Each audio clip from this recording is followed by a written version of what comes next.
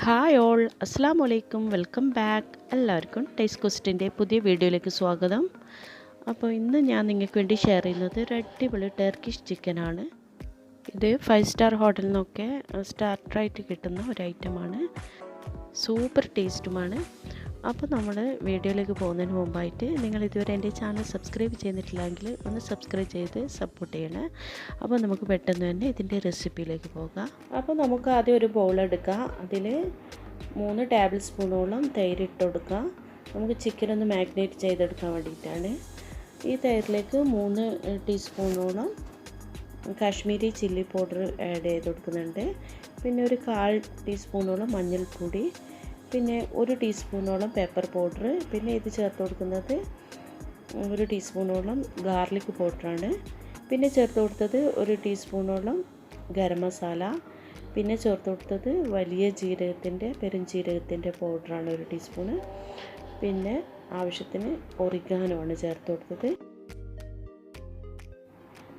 ഇനി ആവശ്യത്തിനുള്ള ഉപ്പ് കൂടി ചേർത്ത് നന്നായിട്ട് മിക്സ് ചെയ്തെടുക്കുക.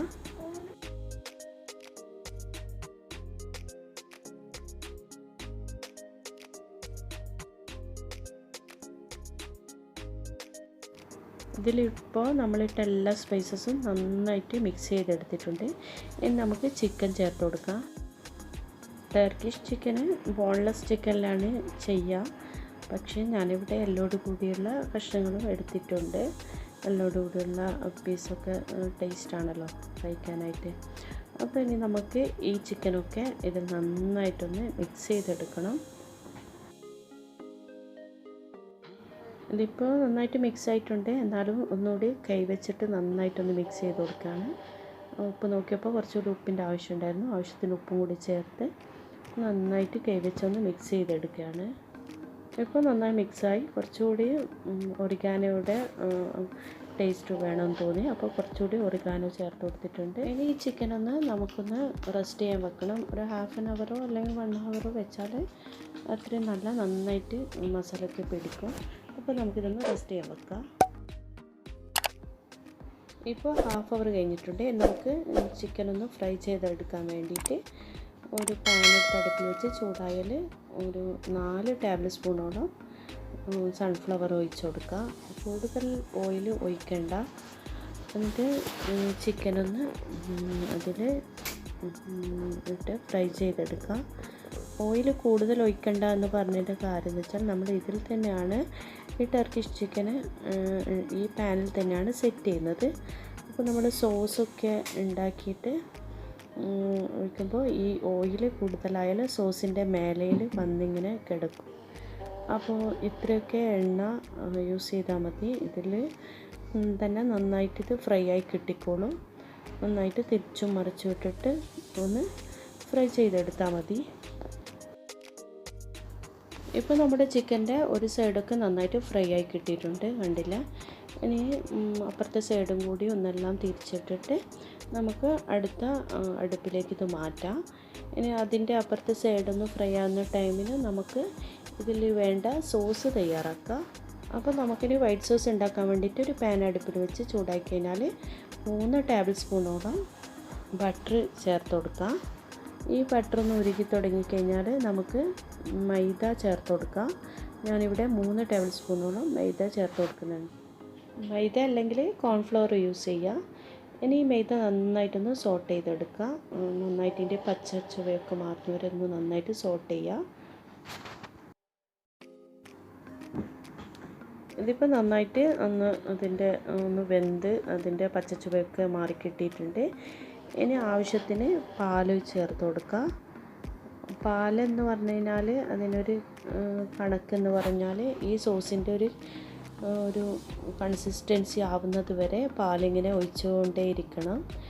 ഇത് നമ്മൾ പാലൊഴിച്ചാൽ ഇത് നല്ല മൈദ ഇട്ടത് കൊണ്ട് തന്നെ നല്ല കട്ടിയാവും.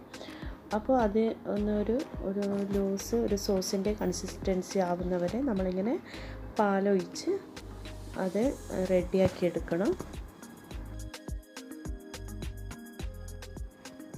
അപ്പോൾ ഇതാ ഇങ്ങനെ ഈ ഒരു കൺസിസ്റ്റൻസിയിൽ നമ്മൾ സോസ് ആയി വരണം.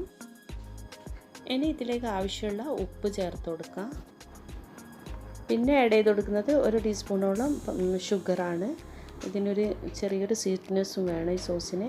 പിന്നെ ചേർത്ത് കൊടുക്കുന്നത് 1 ടീസ്പൂണോളം പെപ്പർ പൗഡർ, പിന്നെ ആവശ്യത്തിന് ഒറിഗാനോ, പിന്നെ ചില്ലി ഫ്ലേക്സ് 1 ടീസ്പൂണോളം ചില്ലി ഫ്ലേക്സും ചേർത്ത് കൊടുക്കുന്നുണ്ട്. അത് നന്നായിട്ട് മിക്സ് ചെയ്തതിന് ശേഷം ഇതിൻ്റെ ടേസ്റ്റൊക്കെ ഒന്ന് നോക്കുക. ആവശ്യത്തിന് എന്താ വേണ്ടതെന്ന് വെച്ചാൽ ചേർത്ത് കൊടുക്കുക.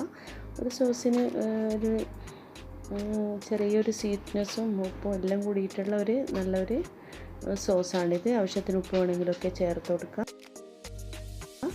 അപ്പോൾ നമ്മുടെ സോസ് ഇവിടെ റെഡിയായി. അപ്പോൾ ഇതാ കറക്റ്റ് കൺസിസ്റ്റൻസിയിലായി കിട്ടിയിട്ടുണ്ട്. അപ്പോഴത്തേക്ക് നമ്മുടെ ചിക്കന് മറ്റേ സൈഡും കൂടി ഒന്ന് നന്നായിട്ട് ഫ്രൈ ആയിട്ട് വന്നിട്ടുണ്ട്. പിന്നെ എല്ലോട് കൂടിയുള്ള പീസായതുകൊണ്ട് തന്നെ കുറച്ച് വെള്ളമൊക്കെ ഇറങ്ങി വന്നിട്ടുണ്ടായിരുന്നു. അതൊക്കെ ഒന്ന് വറ്റിച്ചെടുത്തു. അതിനുശേഷം നമ്മൾ ഉണ്ടാക്കിയ ഈ സോസ് ഈ ചിക്കൻ്റെ മേലേക്ക് നന്നായിട്ട് സ്പ്രെഡ് ചെയ്ത് കൊടുക്കണം.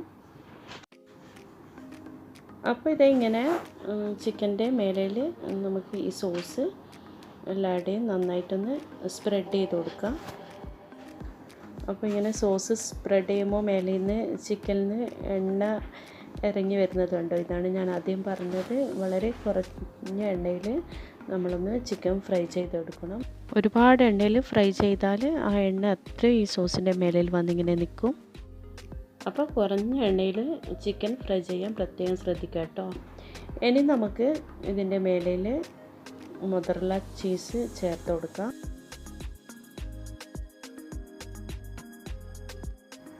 അപ്പോൾ ടോപ്പിൽ മുഴുവനും മൊസറല്ല ചീസ് ഇങ്ങനെ ഇട്ട് കൊടുത്തു.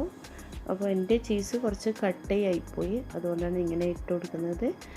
അപ്പോൾ ഇത്രയേ ഉള്ളൂ, നമ്മൾ അടിപൊളി ടർക്കിഷ് ചിക്കൻ ഇവിടെ റെഡിയായി. പിന്നെ ഒരു കാര്യം ശ്രദ്ധിക്കേണ്ടത് എന്താ വെച്ചാൽ നമ്മൾ സെർവ് ചെയ്യുന്നതിൻ്റെ തൊട്ട് മുന്നെയാണ് ചീസ് ചേർത്ത് കൊടുക്കാൻ പാടുള്ളൂ. അല്ലെങ്കിൽ ചീസ് ഒന്ന് ഡ്രൈ ആയിട്ട് ഇങ്ങനെ എടുക്കുമ്പോൾ ഇങ്ങനെ വെളിഞ്ഞ് കിട്ടില്ല. അതൊന്ന് ശ്രദ്ധിക്കുക. അപ്പോൾ ഇത്രയേ ഉള്ളൂ, നമ്മൾ അടിപൊളി 5 സ്റ്റാർ ഹോട്ടലിലെ ഡിഷായ ടർക്കിഷ് ചിക്കൻ ഇവിടെ റെഡിയായി. വളരെ പെട്ടെന്ന് തന്നെ നല്ല ഈസി ആയിട്ട് നമുക്കും വീട്ടിലുണ്ടാക്കാം. അപ്പോൾ എല്ലാവരും ഒന്ന് ട്രൈ ചെയ്ത് നോക്കണം. എന്തായാലും എല്ലാവർക്കും ഇഷ്ടമാവും. ഇത് വെറുതെ കഴിക്കാനും ടേസ്റ്റാണ്, പിന്നെ ചപ്പാത്തിയുടെ കൂടെയും ഒക്കെ കോമ്പിനേഷൻ തന്നെയാണ്. അപ്പോൾ എല്ലാവരും ഒന്ന് ട്രൈ ചെയ്ത് നോക്കാം. എന്തായാലും ഇഷ്ടമാവും. ട്രൈ ചെയ്യാത്തവരൊക്കെ ഒന്ന് ട്രൈ ചെയ്ത് നോക്കുക. ട്രൈ ചെയ്ത സമയത്ത് ഇഷ്ടമായിട്ടുണ്ടെങ്കിൽ ഫീഡ്ബാക്സൊക്കെ അറിയിക്കുക. അപ്പോൾ ഇത്രയേ ഉള്ളൂ ഇന്നത്തെ വീഡിയോ. എല്ലാവർക്കും ഇഷ്ടമായിട്ടുണ്ടാകുമെന്ന് വിചാരിക്കുന്നു. ഇഷ്ടമായിട്ടുണ്ടെങ്കിൽ ഞാൻ എപ്പോഴും പറയുന്നത് പോലെ നിങ്ങൾ എൻ്റെ ചാനൽ സബ്സ്ക്രൈബ് ചെയ്തിട്ടില്ല എങ്കിൽ നിങ്ങൾക്ക് ഈ ചാനലിലെ എല്ലാ വീഡിയോസും ഇഷ്ടമാകുന്നുണ്ടെങ്കിൽ നിങ്ങളൊന്ന് സബ്സ്ക്രൈബ് ചെയ്യണേ. കൂടെ കാണുന്ന ബെല്ലൈക്കൺ ഒന്ന് എനേബിൾ ചെയ്താൽ ഞാനിടുന്ന എല്ലാ വീഡിയോസും നിങ്ങൾക്ക് നോട്ടിഫിക്കേഷൻ വരും. അപ്പോൾ ഇൻഷാ അല്ലാഹ് മറ്റൊരു അടിപൊളി റെസിപ്പിയുമായി വരുന്നവരെ എല്ലാവരോടും ബൈ. അസ്സലാമു അലൈക്കും. Thank you.